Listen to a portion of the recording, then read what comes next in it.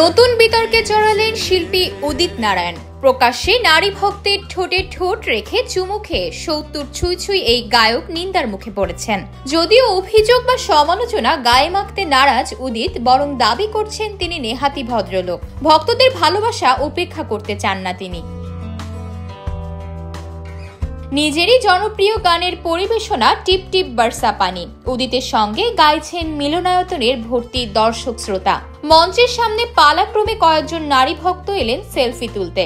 সেলফির আবদারও মেটালেন উদিত নারায়ণ, কিন্তু ছবি তোলার পাশাপাশি তিনি নারী ভক্তদের চুমু খেলেন, এমনকি একজনের ঠোঁটেও চুমু খেলেন।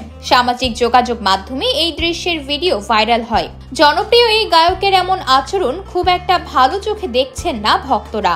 উদ্ভট আচরণের জন্য শিরোনাম হলেন বলিউড গায়ক উদিত নারায়ণ।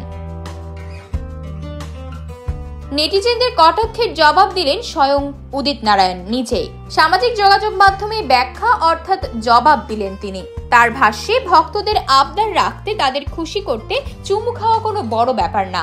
সেই সঙ্গে নিজেকে নিপাটে ভদ্রলোক বলেও সম্বোধন করেছেন অসংখ্য জনপ্রিয় গানের এই গায়ক। উদিত নারায়ণ আরো লিখেছেন, আমার পরিবারে কোনো বিতর্ক নেই, কিন্তু এই মুহূর্তে মনে হচ্ছে যেন বিতর্ক তৈরির চেষ্টা চলছে। আদিত্যও খুব চুপচাপ, কোনো বিতর্কে জড়ায় না। আমি যখন স্টেজে গান গাই তখন ভক্তরা এই রকমই আবদার করে, আমাদেরও উচিত ওদের খুশি করা। দীর্ঘ ৪৬ বছর আমি বলিউডে কাজ করছি, কখনোই আমার ইমেজ নষ্ট হয়নি। ভক্তরা আমাকে সবসময়ই ভালোবেসেছে, আমিও হাত জোড় করে তাদের ভালোবাসাকে সম্মান করেছি। একটাই কথা মনে হয়, এই সময়টা যদি আর ফিরে না আসে।